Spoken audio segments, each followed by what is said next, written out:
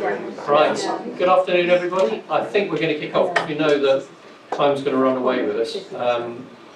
So if I may, I'm going to thank everybody for turning out. We know that it's quite a challenging logistical process to get from A to B here, so much appreciated, thank you.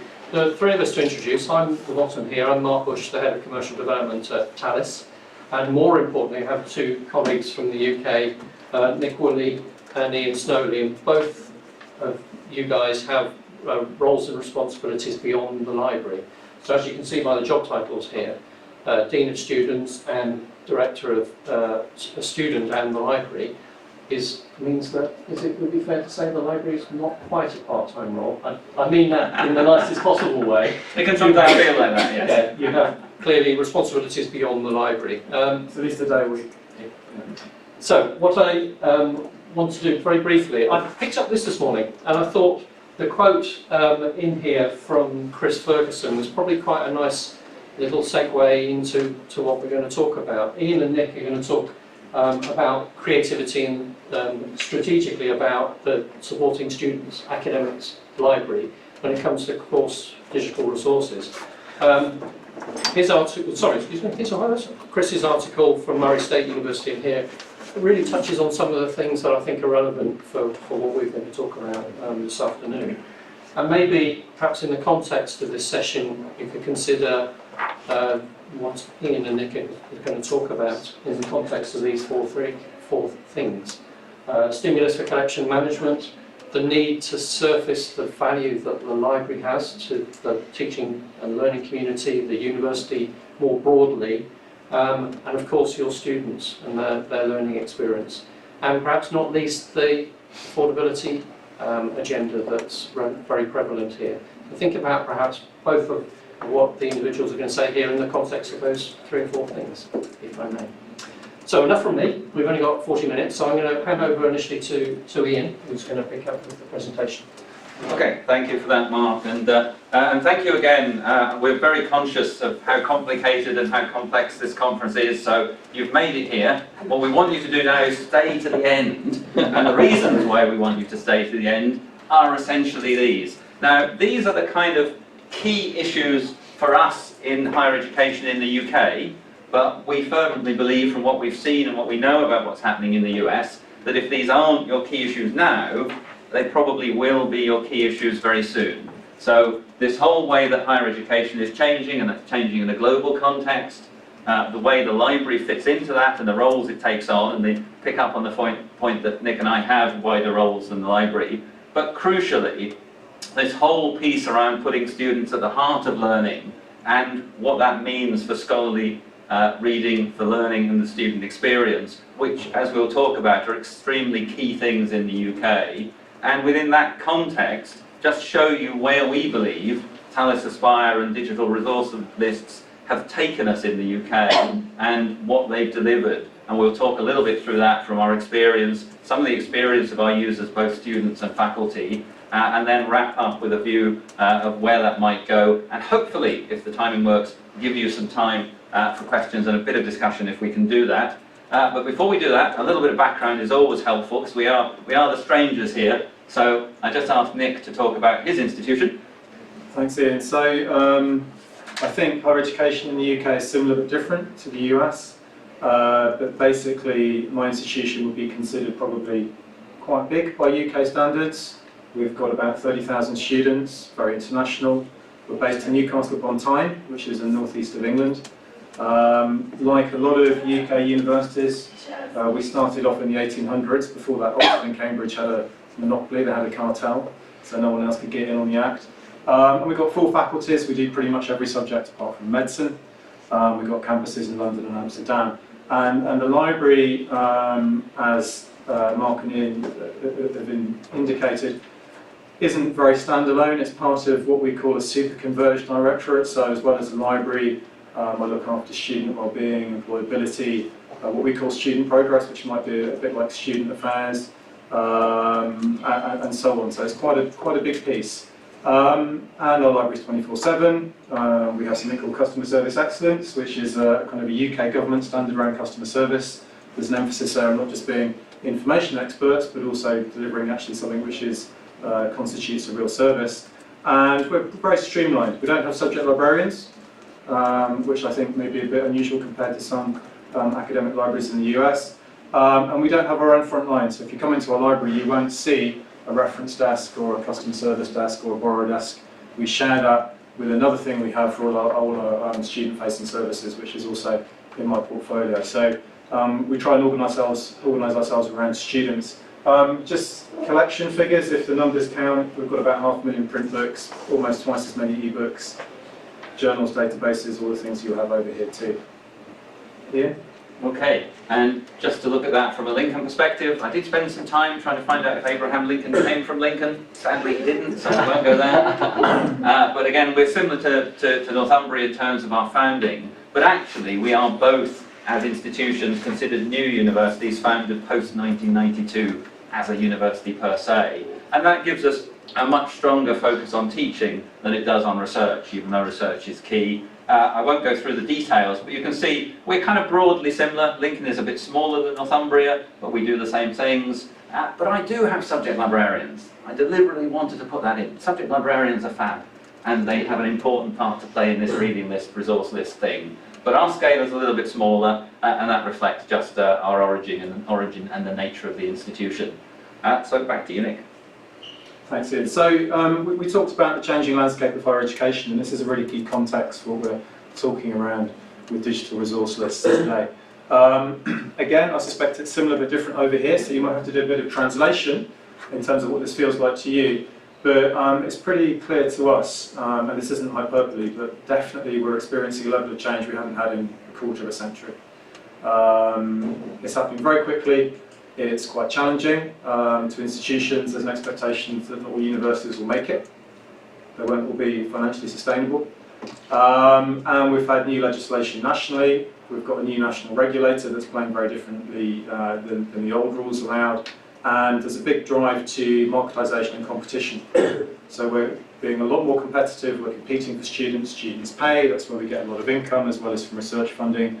We're playing in this global arena, like yourselves. In the UK, we have a huge amount of international students who are incredibly important to us, and we're being measured in different ways. We've had for a very long time a national research assessment exercise, which measures nationally the quality of research coming out of universities. That's been very important because it determines a big block grant funding, and it determines rankings and league table positions, the kind of things which are really important at institutional level. We've recently had, in the last few years, something called the Teaching Excellence Framework come in, which is a teaching quality equivalent, which measures the quality of teaching institutions, because the government and the regulator wants to help students make an informed choice about which institution they go to. So in the UK, people travel around quite a lot. There is no benefit to staying at your local university financially. Some students choose to do that, but students are quite mobile. And what that's done is, over the last 10 years, it's put student experience right at the top of what we do. We measure it nationally, so it can be comparable between institutions. Students very much are looking for better value for money as paying consumers. They're not just consumers, they're not just customers, they do have this plural identity, but they want VFM, right down to what textbooks they have to buy and what they get from the library. And their well-being in terms of mental health, physical well-being, safety, and their graduate outcomes in terms of employability, the jobs they get have become very, very important. So well-being and employability are top of the agenda at the moment in the UK universities. And what we're finding is we're getting a bit of a kicking in on national press. So for the last year or two, there is certainly what feels to be an orchestrated campaign against universities. So there's a bit of a crisis of trust in us as a sector. And of course we're enjoying things like Brexit, which I'm sure you've read about, which is just one of many things which give us a very uncertain future. So it's quite a difficult space to operate in, I think. No, absolutely. And what does that mean for the library? So,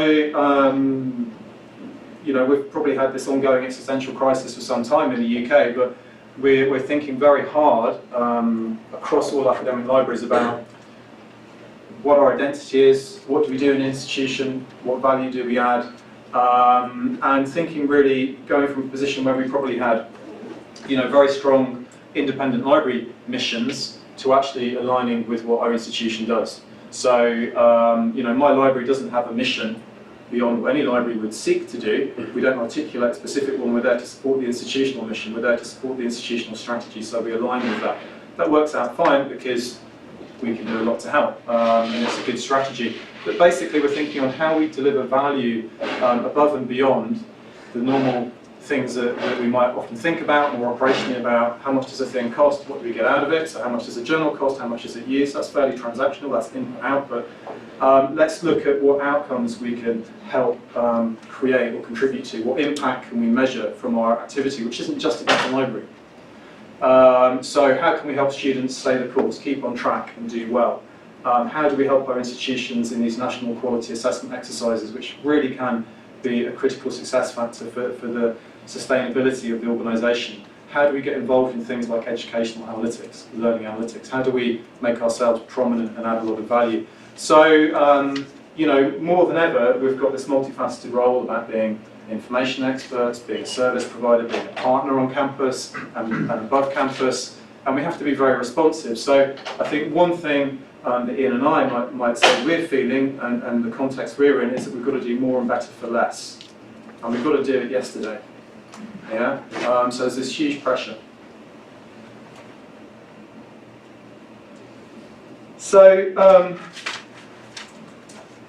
if we think about teaching and learning, and the shared commitment we have to put students at the heart of the university, we know that there are lots of new pedagogies being developed, some taking advantage of technology, some just being more student-centric. So we've got active learning, we've got experiential learning, problem-solving, collaboration, linked to employability, those kind of things.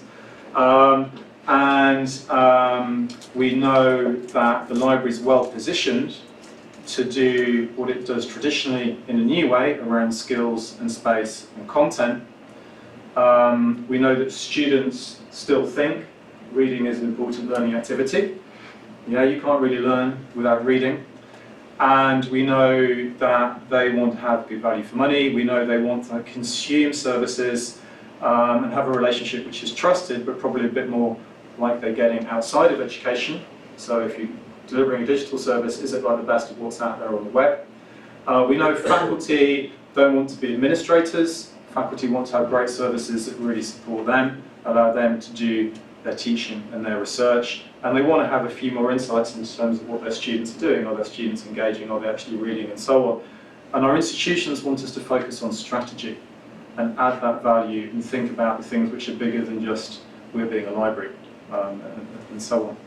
So what does that mean for how UK libraries are starting to think about changing how we work and what we deliver? So in the context of digital resource lists, we don't really start by thinking about a library process or a role or the supply chain. We think about what students are doing. So you start with your customer, your user.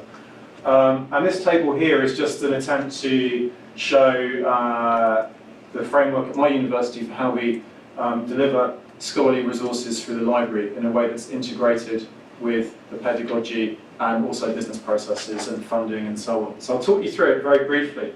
My starting point is that students read to learn, and actually from a library perspective, there's two ways they read. They read because they've been directed to read something by an academic, and that could be in a program handbook, it could be in a lecture, or they go and they find that reading as part of their independent research, as becoming independent learners. So if you start from that point of view, then how you maybe build your services and think about delivering value starts to take a different shape. So what are the resources they're reading? This is probably very similar to what the state is in the US. So they might buy textbooks, they might be given textbooks, they might be accessing the library collection, which will consist of stuff which is there for independent reading, for research, as well as stuff that's directed to you through the curricula. And we'll also be going out and helping them access other libraries, whether they're getting in through reciprocal access schemes. So in the UK, when students go home on holiday, they'll be using another academic library, and that's all brilliant and fantastic. And we'll be doing things like interlibrary loans and so on. And students will be choosing what they spend their own money on if they want to develop their own library and what have you. So these are all the resources. That's how it supports directed and independent reading. This is where it starts getting interesting for us, and it gets interesting especially because of what I've heard today at the Charleston conference, particularly in the plenary sessions around the challenges you're facing with booksellers and textbooks and student perception around value for money and their finances and so on, and everything that means for learning and for outcomes. So at my institution, we've got a university bookseller, and I manage their contract. So I'm in charge of the bookseller, essentially. It's an independent bookseller with partners, and they don't hold reading list data. They don't hold the textbook data. We'll give them some from our digital resource list, depending on what we think they need. Students can go there, they can get textbooks, a discount, they can get print, they can get e. Is it a monopoly? Is it exclusive? Academics will engage with other booksellers. That's okay, but they will never spend university money with other booksellers. So where we buy stuff for students, that's something that I know about because the university procurement will tell me. So it's very centralised and defragmented. Yeah. For the library collection, it's everything that you would expect. We have framework consortia, we buy a lot of content, we do digitisation, we do copyright clearance, we have open access, we run a whole pile of shared services for interlibrary loan, some of which are national, some of which will be the same services you use. So we're delivering all of this content. Then it gets exciting because how does it all work? What's the process? So we work with faculty, we'll go to faculty and we'll say, let's create a collaborative business case to buy a new book package or a journal package. And we'll talk to them and we'll find out what modules they're teaching it's relevant for, what research grants they're putting in, and we'll go and spend £50,000, you know, and the finance director will be okay with that because they see all the documentation. We'll be part of the shared services to do the sharing of resources. For the stuff that they're directed to read, everything goes through what we call a reading list service, which is based on a digital resource list solution. And we use Palace Aspire at both our institutions to do that. So this is a fairly profound way of doing things for us. We've been working on this for about 10 years plus, I would say. What it means is that that service, and you'll see how it looks, how it works in a second, that contains all the data about directed reading. And that's incredibly important in terms of who spends the money and how they spend it and what they're spending. And those are things we'll talk on a little bit more in a second or two. Okay, so that really has given you, I think, hopefully enough background about our institutions and the pressures we're facing and the imperatives we have to use Talis. Wanted to take a moment now just to give you a little bit more of the background on Talis before we have a very, very brief look at it. And I think it is very important to say, in the UK it has very rapidly become the market leader and effectively a default option in a way. It now has a really good take-up across the UK, and it delivers a way of working that just fits very well with what we do. It's a cloud system, it integrates with all the major library systems that we use and all the virtual learning environments that we use. And crucially, in becoming such a market leader and such a kind of default package, it's become a really important central data store and a really important source of information to us. So as you can see, some 27 million items on 500,000 course lists, 100 million page views in one academic year. And I think for us, and we'll talk about this a little bit at the end, that starts to point to some really significant potential in terms of having really good access to a lot of data. So Mark is just going to very quickly take us through what that actually looks like. Just 60 seconds, if I press the button. So what this is course reading list in the context of an LMS. It just happens to be Canvas. So this is what the students at Northumbria and Lincoln, how they actually consume their course reading lists. By going to the page, finding it, and the instructors can frame that and structure that in a way that suits them. Before I press this button, what you'll see here is this is just going to click and take you through and look at a couple of different types of resources, but course reading lists are not just physical books, they are library subscribed e-text, e-books, library subscribed journals, they are video, links to video, they can be and are scanned chapters from textbooks scanned under the CCC or in the UK, the CLA license. So what you'll see here is a mixture of online and print. You'll see where this focus academic has assigned some specific relative importances, and in the UK those relative importances drive acquisition actions as well. So what this will do, just very briefly, is we're going to look at this first one, which is the prescribed textbook. And it's not that clear, is it? But what we can see here is that a note from the instructor to the students, a bit of guidance.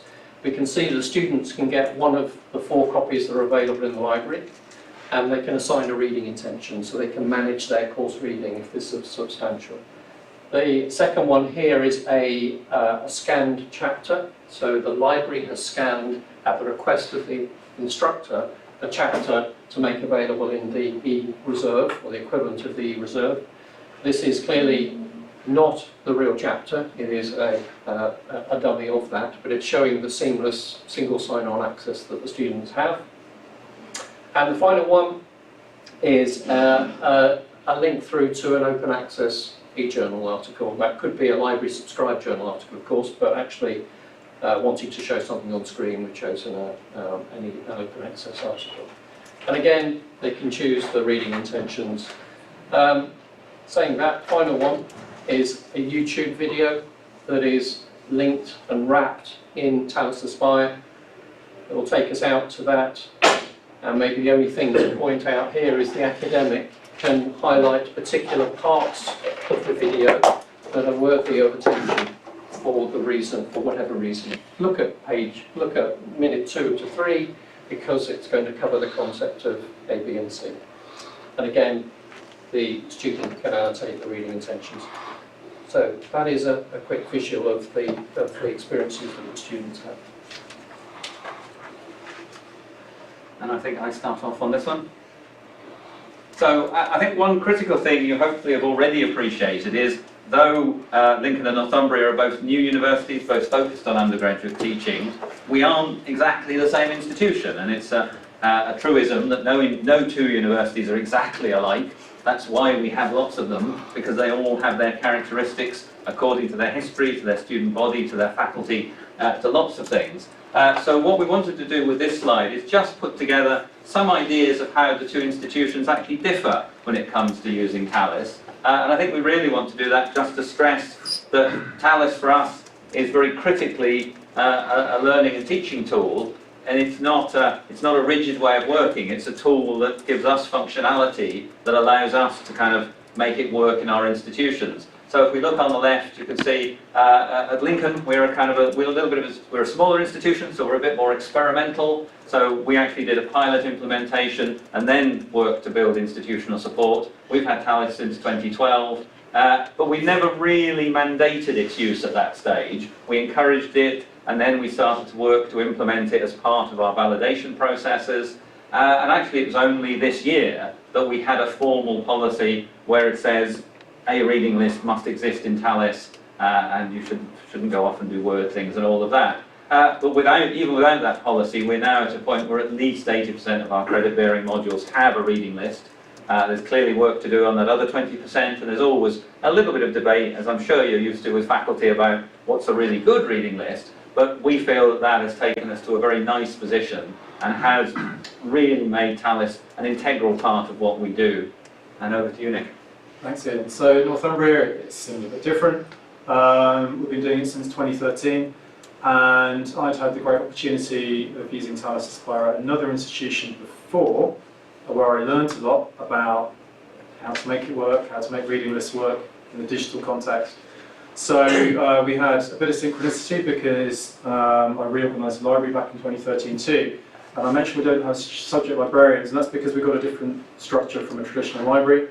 And very much based around the idea of multi-skilling, putting end-to-end processes in roles and teams.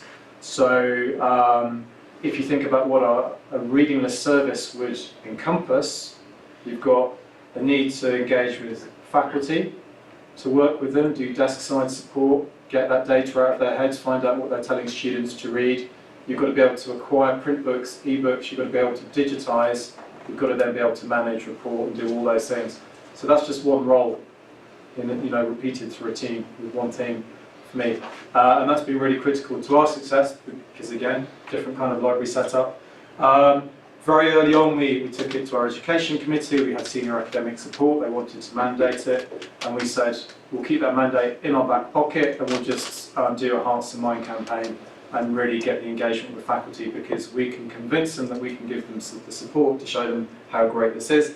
The team go out there and very often they'll come up against a brick wall. Half an hour later, they've converted that person into a champion for reading this. So that's very normal. It's an academic standard and we pushed as such now, but we've got that engagement, we've got that buy-in. And currently, very much like Lincoln, we're probably 80% plus in terms of coverage of what students are being given in terms of their taught programs and modules. So for us, that's about just under 2,600 module lists, over 100,000 references. That's quite a lot of content that's being signposted to through a good discovery and access system, as you saw from the demo. 59% of that is digital. And what we know from talking to students, from surveying them, is that only a minority prefer ebooks. Most actually like a choice of print they need, depending on how they're reading. If they're going cover to cover, they want print.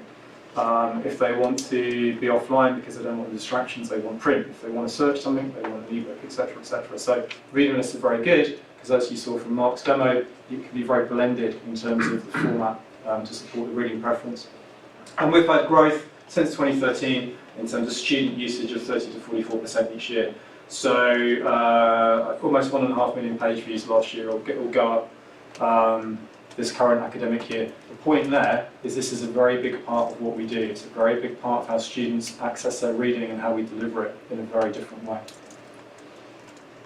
So we've mentioned collection development activity, things like acquisition. So actually both at Lincoln and Northumbria, we take a bit of a rules-based approach, decision trees. So for me it's important, I've got no subject librarians to think deeply around how many books to buy for a particular course in a particular format. And obviously we're both keen to kind of maximise the opportunity of taking this approach in terms of investment.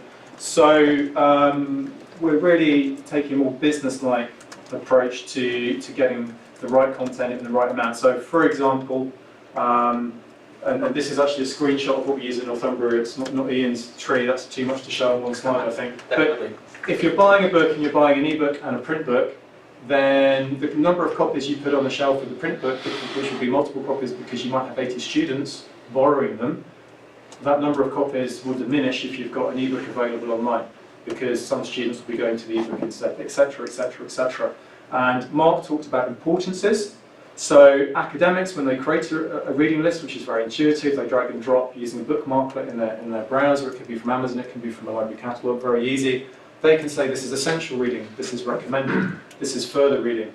In the UK, the reading list can be anything from maybe 10 items to hundreds, depending on the course. So it's not a case of saying a student's got to read all of it, but it's sometimes giving them a choice. That again determines how we develop the collection. If it's essential, we're going to buy it. If it's only in print, we'll get at least one copy for every 2 students, maybe something a bit more generous. So this is really driving collection development. And the figures for 2017-18 at Northumbria is that we're probably spending £500,000 a year being driven through what we're getting in the reading list system, through this Talus Aspire system we have. So that's going to be in dollars, I don't know, it's more than $500,000. And that's a sizable part of what we spend on books. So 93% of single title print acquisition comes through what we get in reading lists. We've got some approval plans, we've got some recommender resource where students or faculty can say, oh, this want this book, or this want this book. We do that, we'll buy some stuff proactively. But a lot of it, because we're thinking about the strategy, we're thinking about the value, we're thinking about student experience, comes through those reading lists. So if they're being asked to read something, they should be able to go to the library and discover and access it at the point of need, and then be able to read it. I've had a look as well, just before coming out, how reading lists related to print circulation. It's a bit easier to do this than looking at ebook usage, just because of the way our systems can talk to each other and how we can manipulate the data. But the items we have in Talus Aspire, our reading list service, account for 45% of all the print loans circulating in Northumbria. So it's really big. It's not just a big thing, it's being used a lot, it's linked into our circulation. That's also nice. I wouldn't want it too big, because I want students to read independently and do research, and I want researchers to come in and use the print collection too. So it's not everything. So that's nice for me, because it's reassuring. There's a balance, it's important. And actually what's really interesting is that in terms of title circulation, it's 27%. Okay, so the 45% is all the loans, 27% by title. You take out the multiple copies. Again, reinforcing the fact we've got lots of research reading going on. I mentioned the importances, Mark mentioned the importances, so faculty can label any item. They put in a reading list with the importance of reading for the student. If it's marked essential, which is for Northumbria the top importance, is it the same for you? Yeah. Yeah. Then what we find is students will read more things than if it's just recommended. Students, these days, certainly compared to my own experience back in the day, are being very tactical. They're doing very deliberate time management, and they're being quite competitive. So, you know, it's very rare students going to say, I'm going to read everything I'm told to read. Like, I want to read the stuff I need to read to do this assessment, to do that, to move on to the next thing, because I need to get this much from this module, my credit's this, my GPA is this, and I've got to go do my part-time work, and I want to do some volunteering or sport and so on. So they're being incredibly tactical. We can see this happening here. When we look at just what's being borrowed from the collection, almost all the peak circulation, the most popular titles coming from reading list activity, so 95%. The 5% which isn't generic skills and methods books, which just don't appear in reading lists for whatever reason. So it's really driving collection development, it's driving circulation in terms of print, as well as what we see online. So it's massively important to us. And, you know, we're looking at analytics a lot. This is a dashboard just for a reading list service. I won't spend too much time on it, but it's got some headlines. It says which faculty departments get the lists. This is, you can't quite see it here, but it gives a breakdown by format and source and the rest of it. So this is how we tell the story to stakeholders. We circulate this. It has the you know, information at the fingertips of the people that need to know what's going on. Okay, brilliant. Thank you for that, Nick. And really, I think one of the things we've been trying to reinforce through this presentation is the expectation on us from our institutions to have an impact on how our institutions achieve their goals, which is obviously keeping students, getting good student outcomes, and obviously recruiting students. And I just wanted to pick up very briefly a little bit of that in the context of TALIS. So I think it is important to say it's really important that it's really part of embedding the library in what students do and how they learn. We've been able to demonstrate better value for money from the use of our resources. Some of this is about surfacing and getting existing resources used more heavily than they would be otherwise. And crucially, the point Nick made about how we work with faculty in this. We've become much closer to an equal partner, I think, and it is really good to have those meaningful discussions with academics where they start to absolutely understand what the library can do and how it can actually help students to develop their own learning. And crucially, there's a wider digital transformation that we're all kind of engaging with, and it's part of that as well. But obviously, you wouldn't just take our word for this, would you? You'd want to know what some of our users say. So these are some quotes from our students. And I think the crucial thing is 98%, these are kind of informal surveys we've done across the two libraries, but actually believe that online reading has supported the whole gamut of what they have to do to succeed as a student. And there's some easy things in there, not having to wait for books, but actually there's some really nice kernels of knowledge. This idea that the reading list gives them an understanding of a subject and how to work into it, but also for those students who are really pushing and really want to achieve, that idea of being able to read ahead, that they can see the course as it's sort of going ahead of them and actually can make their way through it. And that point, I wish all lecturers would use it. We would like all lecturers to use it. And I think one of the things we do see increasingly is some peer pressure with our students, where if students always mix across courses, of course, and when they say, well, I've got these reading lists, and another student says, why haven't I got those? That does actually start to create some dialogue with academics about where students might be missing out. And of course, we'd all pay money for quotes like the last one. If somebody wouldn't be able to get through their course without what the library's done, that's an incredibly important part of our value and what we can contribute. Looking at what instructors say, we weren't quite sure what to call. We tend to talk about academics, but we've gone for instructors, believing that resonates with you. And I think this idea that the reading list and the learning process start to become integrated. This idea of the resources being a way of working through the teaching, this idea that students get some guidance on what they should be doing, why they should be reading something, where they should be taking that, and this point that it's about a range of material. I think we kind of slightly struggle on terminology, like everyone. We tend to think of them as reading lists, but reading and resource lists is a much better way of approaching this, because it is truly digital and multimedia, and it can effectively be anything that's out there in an electronic form. So I think those are key. And Nick, you're just going to say something about library colleagues. Yeah, so obviously we want to know what students think and faculty think. It's really important to understand the impact of this approach on library colleagues, people who've got a stake in terms of role and experience and so on. And overwhelmingly, I think we've found, certainly at Lincoln and Northumbria, I would say probably all other UK institutions, once they've got it working, that it's empowering, it's rewarding, it's challenging, but basically library staff can see that they're having this impact way beyond what they might have had traditionally, and they've solved all the problems they've had. And here are just some quotes from colleagues from both Northumbria and Lincoln that show that. And again, the fact that staff can go out and have this sense that they're really supporting teaching and learning in a deep way is incredibly important. So we'll finish up because we're coming to the end of our time. I think if we look ahead, then we would expect both with the solution we have with Thales Aspire and how we integrate it into our institutions, that we'd expect further integration. We'll have more automation. Ian and I got big wish lists for Mark and colleagues in terms of business rule engines and so like for the operational stuff. Most excitedly, I think, is what the data can bring to us. So how do booksellers know what they should be stocking? Well, the library will give them a selection of lists that it can just report by pressing a button.